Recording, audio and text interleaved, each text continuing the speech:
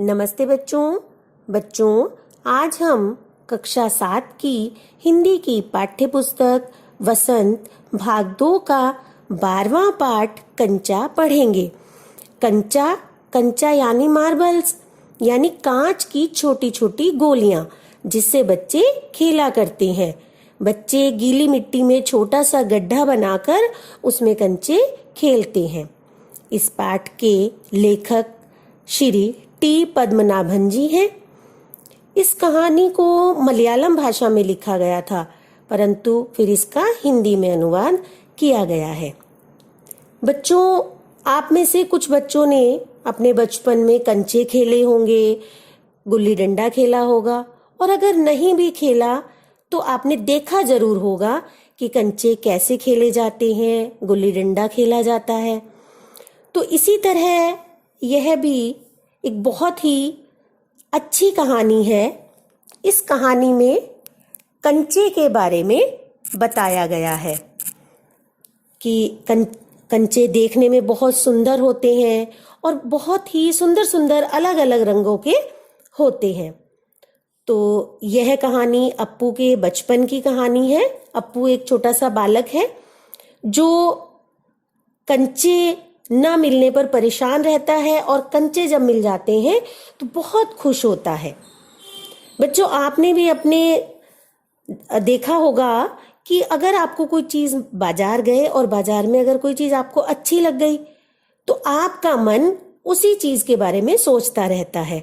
तो इसी तरह अप्पू जो है वह कंचे देखता है और उसका मन किसी चीज में नहीं लगता, वह केवल सोचता है कि कंचे कैसे खरीदने हैं। तो चलिए अप्पू की कहानी पढ़ते हैं कि इस कहानी में अप्पू ने कंचों के लिए क्या क्या किया और कैसे वह कंचे पाने के लिए उत्सुक रहता है। स्कूल जाते हुए अप्पू को अपने हिलते डुलते बस्ते का जरा भी ध्यान न था। उसे बस्ते के अंदर सलेट, शीशी और पेंसिल के टकराने की आवाज भी नहीं सुनाई पड़ रही थी। वह मस्त होकर चल रहा था। उसके दिमाग में तो बस सियार की कहानी घूम रही थी, कौवे और सियार की। उसने कौवे और सियार की कहानी सुनी और बस उसके दिमाग में वही कहानी घूम रही थी कि सियार ने कौवे को गाना सुनाने का अनुरोध किया। कौवे ने खुश होकर गाना सुनाने के लिए जैसे ही मुंह खोला, रोटी का टुकड़ा गिर गया और जो चालाक सियार था वह रोटी का टुकड़ा लेकर भाग गया। अप्पू ने हंसकर कहा, अपने मन में सोच रहा है वह कहानी, और अपने मन में हंसकर बोला, बुद्धू कौआ। चलते हुए वह दुकान के सामने पहुंच गया। वह चल रहा था कि एक दुकान आई और वह वहां तक पहुंच गया। अलमारी के भीतर कांच के जारों में उसकी दृष्टि चली गई। उसने दुकान की तरफ देखा और उसकी दृष्टि एकदम जो कांच के जार थे वहां तक उसकी दृष्टि गई। अब उसने उनमें क्या देखा? अलमारी में रखे बड़े बड़े जारों में चॉकलेट, पेपरमेंट, बिस्कुट आदि पर उसका ध्यान नहीं गया। उसे ये चीजें अक्सर खाने को मिल जाती थी तो इसलिए उसका ध्यान चॉकलेट वगैरह की तरफ नहीं गया। उसने नए जार में रखी नई चीज पर अपना ध्यान अड़ा दिया, मतलब उसी तरफ वह देखने लग गया। उसने यह चीज कभी पहले नहीं देखी थी। पूरे जार में हरी धारियों वाले आंवले जैसे कंचे थे। उसने कभी पहले नहीं देखे थे। चॉकलेट वगैरह तो उसने देखी थी, मिल जाती थी उसे। तो उसने देखा कि यह नई चीज क्या है और यह हरी धारियों वाले आंवले जैसे हैं। तो उसने देखा ये तो कंचे हैं। शायद इन खूबसूरत कंचों को दुकानदार ने दुकान के बाहर दिखाने के लिए ही रखा है। दुकानदार ने जब दुकान में कोई नई चीज आती है तो ग्राहकों को आकर्षित करने के लिए दुकान के बाहर रख देते हैं। तो ऐसे ही उस दुकानदार ने भी किया। उसने कंचों को बाहर रख दिया, दुकान के जो सामने ही रख दिया। अब अप्पू उन जार को देख रहा था और उनमें इतना मगन हो गया कि उसे लगा कि जार बड़ा हो रहा है और वह उसी जार के भीतर जा रहा है और वह और कोई उसके साथ नहीं है, कोई लड़का नहीं है खेलने के लिए, लेकिन वह तो अकेले ही खेल सकता है। मतलब वह अपनी कल्पना में इतना खो गया कि उसे कोई परवाह नहीं है कि उसके साथ कोई है या नहीं है, वह किसके साथ खेलेगा उसे कोई परवाह नहीं है। वह उस जार में, जैसे वह अपनी कल्पना में सोच रहा है कि वह उस जार में चला गया और उसमें अकेला ही खेल रहा है। उसकी एक छोटी बहन भी थी जो मर चुकी थी, तो इसलिए अप्पू को कोई फर्क नहीं पड़ता था कि उसके साथ कोई है या नहीं है खेलने वाला, वह अकेले ही खेल लेता है। तो वह अपनी कल्पना में खोया, उसे लगा कि वह कंचे बिखेरता जा रहा है और मजे से खेल रहा है। केवल उस कांच के जार को देखकर, उनमें कंचों को देखकर ही वह कल्पना में खोया हुआ है। अचानक एक आवाज आई और वह चौंक गया। अब यह आवाज किसकी थी? यह आवाज दुकानदार की थी। दुकानदार की आवाज सुनकर वह चौंक गया। वहां उसने देखा चारों तरफ और कोई भी नहीं है, वहां तो वह और बूढ़ा दुकानदार ही थे। दुकानदार पूछने लगा कि क्या तुम्हें कंचे चाहिए? उसने सिर हिलाकर मना कर दिया क्योंकि उसे स्कूल जाना था। हाँ, जार को छूने पर उसे कंचे छूने का एहसास जरूर हो गया था। वह जार को छूकर देख रहा था और उसी में बड़ा खुश हो रहा था कि बस मैंने कंचे छू लिए, और वह बहुत खुश हो रहा था। अब स्कूल की घंटी सुनकर वह स्कूल की ओर तेजी से चला गया। देर से आने के कारण उसे सबसे पीछे बैठना पड़ा। अगर क्लास में बच्चे देरी से पहुंचते हैं तो पीछे ही बैठना पड़ता है। उसका मित्र जॉर्ज उसे कहीं दिखाई नहीं दे रहा था। उसने देखा कि क्लास में कहीं बैठा होगा उसका घनिष्ठ मित्र था। तो बच्चे अपने घनिष्ठ मित्र को देखते ही हैं। जब उसने क्लास में पूरी कक्षा में देखा कि जॉर्ज उसे कहीं दिखाई नहीं दिया, और जॉर्ज कंचों का सबसे अच्छा खिलाड़ी था, यानी जॉर्ज को कंचे खेलने बहुत अच्छे से आते थे। अब अप्पू सोच रहा कि मैं कंचों की बात किससे कहूं? मैं कंचों की बात केवल जॉर्ज से ही कहूंगा, क्योंकि वह कंचे खेलने का सबसे अच्छा खिलाड़ी है। जॉर्ज आज स्कूल नहीं आया क्योंकि जॉर्ज को बुखार था, और यह बात उसे अपने कक्षा के सहपाठियों से पता चली कि आज जॉर्ज को बुखार है, इसलिए वह स्कूल नहीं आया। कक्षा की तरफ उसका ध्यान नहीं हो रहा था, वह तो केवल कंचों के बारे में ही सोच रहा था।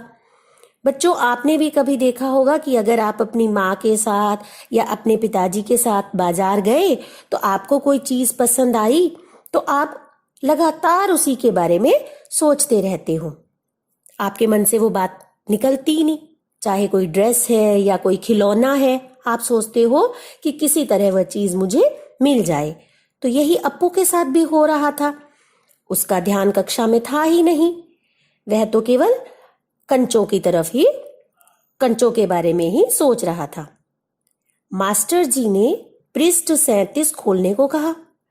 पृष्ठ 37 का पाठ रेलगाड़ी अप्पू पढ़ चुका था। मास्टर जी पढ़ा रहे थे, पर उसका मन पढ़ने में नहीं लग रहा था। उसका मन हरी धारियों वाले कंचे और जॉर्ज के साथ खेलने में लगा था, जो उसका मित्र था जॉर्ज। उसका मन तो केवल कंचों में और जॉर्ज के साथ खेलने में ही लगा था। मास्टर जी ने उसका ध्यान और कहीं जानकर उससे पूछा। मास्टर जी समझ ही जाते हैं कि यह बच्चा फिजिकली तो बैठा है, परंतु मेंटली ये कहीं और है, इसका दिमाग कहीं और है। तो मास्टर जी ने उससे पूछा, तू उधर क्या कर रहा है? उसे खामोश देखकर मास्टर जी ने उससे कहा, डरो मत, जो बात है वह बताओ। वह कांपते स्वर में बोला, कंचा। अब इतना सुनते ही मास्टर जी सकपका गए, एकदम हैरान हो गए सब लोग, और कक्षा में मानो भूचाल सा आ गया, क्योंकि पाठ चल रहा है रेलगाड़ी और वह कंचे की बात कर रहा है। तो सभी एकदम हैरान होकर उसकी ओर देखने लगे, जैसे कक्षा में भूचाल सा आ गया। अब मास्टर जी को जो है क्रोध आ गया और उन्होंने उसे सजा दी। और सजा क्या दी? उसे बेंच पर खड़ा कर दिया। बेंच पर जब उसे खड़ा कर दिया तो वह रोने लगा। वह मन ही मन सोचने लगा कि जॉर्ज के आने पर कंचे खरीदकर वह खेलेगा। मन उसका जो था कंचों में ही अटक रहा था। उसे पनिशमेंट भी मिल गई, लेकिन फिर भी वह कंचों के बारे में ही सोच रहा था। जॉर्ज के आने पर कंचे खरीदकर वह उसके साथ खेलेगा और किसी को खेल में शामिल नहीं करेगा, बस अपने जो घनिष्ठ मित्र है उसी के साथ खेलेगा। मास्टर जी ने सबकी शंका का समाधान कर उस जो वह पीरियड था उसका सबक समाप्त कर दिया, मतलब वह पाठ पूरा पढ़ा दिया। पर अप्पू की शंका ज्यों की त्यों थी। अप्पू वहीं पर अपने उसमें कंचों में ही अटक रहा था। पता नहीं, वह सोच रहा था कि पता नहीं दुकानदार उसे कंचे देगा या नहीं देगा, और देगा भी तो कितने पैसे में, 5 में, 10 में, कितने पैसे में देगा। मास्टर जी ने अपना जो पाठ था वह समाप्त कर दिया, लेकिन अप्पू का जो दिमाग में चल रहा था वह अभी ज्यों क्या त्यों था। अचानक मास्टर जी ने पूछा, क्या सोच रहे हो? अप्पू से पूछा, तुम क्या सोच रहे हो? उसने जवाब दिया, पैसे। तो मास्टर जी ने कहा, किस लिए? जवाब न मिलने पर मास्टर जी ने पूछा। अप्पू ने कोई जवाब नहीं दिया। तो जब मास्टर जी को जवाब नहीं मिला तो उन्होंने कहा, रेलगाड़ी के लिए, क्योंकि वह रेलगाड़ी पाठ पढ़ा रहे थे। रेलगाड़ी के लिए? उसे सिर हिलाता देखकर मास्टर जी ने कहा, बेवकूफ, पैसों से रेलगाड़ी नहीं खरीदी जा सकती। अब मास्टर जी का पाठ समाप्त हुआ तो कक्षा में एक जो है चपरासी पियन यानी एक नोटिस लेकर आया, जिसमें छात्रों को फीस देने के लिए कार्यालय भेजने को कहा गया। बच्चे ऑफिस में जाकर, क्लर्क ऑफिस में जाकर अपनी फीस जमा कराते थे। तो वहां पर एक चपरासी आया, एक पियोन आया, और उसने कहा कि जो बच्चे अपनी फीस जमा कराना चाहते हैं वह कार्यालय में चले जाएं। अब अप्पू को भी फीस जमा करने का ध्यान आया। वह अपने पिताजी से पैसे लेकर आया था। उसने अपने पिताजी से 1.5 रुपया फीस जमा कराने के लिए लिए थे। वह भी फीस जमा कराने के लिए बेंच से उतरने लगा, परंतु मास्टर जी ने कहा कि तुम भविष्य में कक्षा में ध्यान देना और ध्यान से पढ़ना, तभी तुम्हें फीस जमा कराने जाने दूंगा। वह रोने लगा और उसने प्रॉमिस किया कि मैं आगे से ध्यान से पढ़ूंगा। तो मास्टर जी ने उसे फीस जमा कराने कार्यालय में भेज दिया। अप्पू वहां अन्य छात्रों की भीड़ में शामिल हो गया, क्योंकि वहां कार्यालय में बहुत भीड़ हो रही थी, काफी बच्चे अपनी फीस जमा करा रहे थे। तो अप्पू भी छात्रों की भीड़ में शामिल हो गया। उसके दिमाग में एक ही बात चल रही थी कि बस हरी धारियों वाले कंचे, वही उसके दिमाग में घूम रहे थे कि कंचों को कैसे खरीदा जाए, कैसे लिया जाए और कैसे जॉर्ज के साथ खेला जाए। उसके दिमाग में कंचे ही घूम रहे थे। वह सभी के साथ वहां खड़ा रहा, परंतु बिना फीस जमा कराए ही वापस आ गया। उसने वहां जो 1.5 रुपया उसके पिताजी ने उसे फीस जमा कराने के लिए दिया था वह उसने जमा नहीं कराई और वह वापस आ गया। अब जब वह वापस आ रहा था तो लौटते समय उसके दिमाग में वही सुंदर से कंचे, हरे हरे कंचे घूम रहे थे, आंवले जैसे कंचे जो उसे दिखाई दे रहे थे। छुट्टी होने के बाद वह उसी दुकान के पास आकर खड़ा हो गया जहां पर उसने सुबह के वक्त वह कंचे देखे थे। अब दुकानदार ने उसे देखा और पहचान लिया और दुकानदार उससे पूछने लगा कि कंचे चाहिए, कितने चाहिए? उसने फीस के 1.5 रुपए निकालकर दे दिए, क्योंकि उसने फीस तो जमा कराई नहीं थी, और उसने वह 1.5 रुपए निकालकर दुकानदार को दिए। इतने पैसों में एक साथ कंचे किसी ने नहीं खरीदे थे। दुकानदार देखकर हैरान हो गया कि 1.5 रुपए इतने ज्यादा पैसों के कंचे। लेकिन उसे भी अपना बचपन याद आ गया। उसने सोचा कि और इसके साथियों ने भी कंचे मंगवाए होंगे, इसीलिए यह इतने कंचे खरीद रहा है। उसके साथियों ने, जो उसके साथ खेलने वाले खिलाड़ी होंगे, उन्होंने मंगवाए होंगे और दुकानदार ने उसे 1.5 रुपए के कंचे दे दिए। कंचे की पोटली लेकर वह इतना खुश हुआ कि उसे छाती से लगाए चल रहा था। उसने कंचे खरीदने की बात किसी को नहीं बताई और किसी को ना बताने का निश्चय किया कि वह यह बात किसी को नहीं बताएगा। एकाएक उसे शक हुआ कि जो ये कंचे हैं सारे हरिधारियों वाले हैं या नहीं, जो मैंने देखे थे भी सब में हरिधारियां हैं या नहीं। और वह मतलब बहुत खुश हो रहा था कंचे लेकर। तो अब उसके मन में जो ये शंका हुई तो उसने अपनी पोटली खोली और उन्हें देखने लग गया। अब जैसे ही उसने वो कंचे खोले, वह सारे कंचे जो थे सड़क पर बिखर गए। अब कंचे जो सड़क पर बिखर गए, अब अप्पू तो कंचे उठाने में व्यस्त हो गया। उसने सड़क पर इधर उधर कुछ नहीं देखा। उसने कंचे उठाने शुरू कर दिए। उसे बिल्कुल ध्यान नहीं रहा कि वह कहाँ बैठा है, सड़क पर मोटर गाड़ी भी आ सकती है। वह केवल कंचे उठाता जा रहा था। अब इतने में एक कार आई और वह हॉर्न बजाने लगी। उसका ड्राइवर हॉर्न बजाने लगा। ड्राइवर को गुस्सा भी बहुत आ रहा था कि एक बच्चा जो अपने ही ध्यान में मग्न है, उसे बिल्कुल किसी चीज की कोई परवाह नहीं है और वह सड़क पर बैठा है। तो अचानक उसने जब हॉर्न बजाया तो अप्पू का ध्यान कार की ओर गया। उसने ड्राइवर को कंचा दिखा दिया, मैं कंचे चुग रहा हूं, या कंचे उठा रहा हूं। तो उसने ड्राइवर को कंचा दिखाया। जैसे ही उसने ड्राइवर को कंचा दिखाया तो ड्राइवर हंस दिया और ड्राइवर का गुस्सा जो है शांत हो गया, क्योंकि उसे भी अपने बचपन की बात याद आ गई कि बच्चे ऐसे ही होते हैं, उन्हें किसी चीज का कोई ध्यान नहीं होता। अब अप्पू ने सारे कंचे उठाए और अपने बैग में डाल लिए, अपने बस्ते में डाल लिए और सारे कंचे समेटकर वह बस्ता उठाकर घर की ओर चला गया। घर में उसकी माँ उसका इंतजार कर रही थी, क्योंकि उसे कंचे खरीदने में और उठाने में, नीचे जो बिखर गए थे उन्हें उठाने में उसे टाइम लग गया। तो वह घर पर देर से पहुंचा, जहां उसकी चिंतित माँ उसकी राह देख रही थी।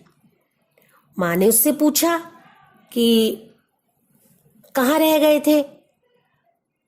तो उसने अपनी माँ को बस्ते में दिखाया कि देखो कंचे।